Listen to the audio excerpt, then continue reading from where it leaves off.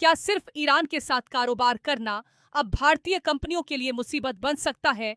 क्या अमेरिका की एक कार्रवाई ने भारत की 4 कंपनियों और 3 भारतीय नागरिकों के लिए मुश्किलें खड़ी कर दी हैं?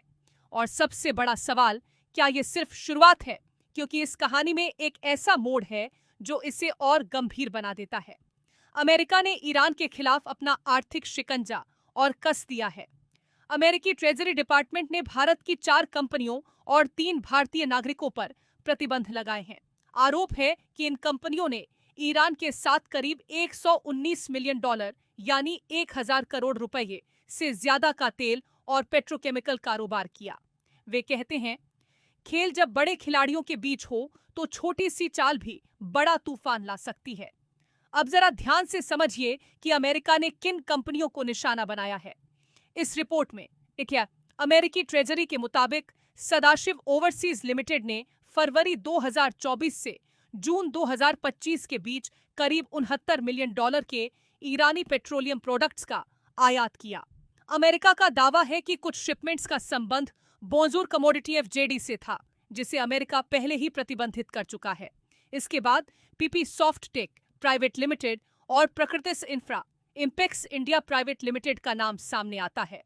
अमेरिका के मुताबिक इन दोनों कंपनियों ने ईरान से करीब 25 मिलियन डॉलर के पेट्रोलियम प्रोडक्ट्स का आयात किया। लेकिन कहानी यहां भी खत्म नहीं होती। चौथी कंपनी है पोर्टाइस पार्टनर्स एलएलपी। अमेरिका का आरोप है कि इस कंपनी ने ईरान से पेट्रोकेमिकल उत्पादों की कई शिपमेंट भारत लाने में मदद की। और फिर अमेरिका ने एक और कदम उठाया। इन कंपनियों से जुड़े 3 भारतीय नागरिकों को भी प्रतिबंधों की सूची में डाल दिया गया। इनमें पीपी सॉफ्टटेक के डायरेक्टर प्रशांत गर्ग, पोर्टाइस के पार्टनर इद्रिस मियां, अशरफ मियां शेख और हरीश रामचंद्र रंगी शामिल हैं। यानी अमेरिका का निशाना सिर्फ कंपनियां नहीं है, बल्कि उस पूरे नेटवर्क पर है जिसे वह ईरान के तेल कारोबार से जुड़ा मानता है। अब सवाल यह है कि अमेरिका ऐसा कर क्यों रहा है? दरअसल ट्रंप प्रशासन ईरान को आर्थिक रूप से अलग थलग करने की कोशिश में जुटा है।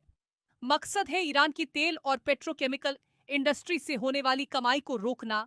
अमेरिकी ट्रेजरी सेक्रेटरी स्कॉट बेसेंट ने इस अभियान को इकोनॉमिक डी-डे तक कहा है। मतलब, अमेरिका सिर्फ ईरान को चेतावनी नहीं दे रहा, बल्कि उसकी कमाई के रास्तों पर सीधा वार करने की कोशिश कर रहा है।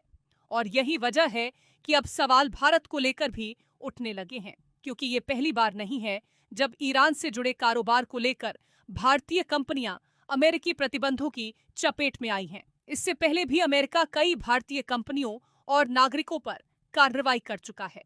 इस बार भारत के अलावा चीन और हांगकांग से जुड़ी करीब 20 कंपनियां और चीन के 4 नागरिक भी निशाने पर हैं।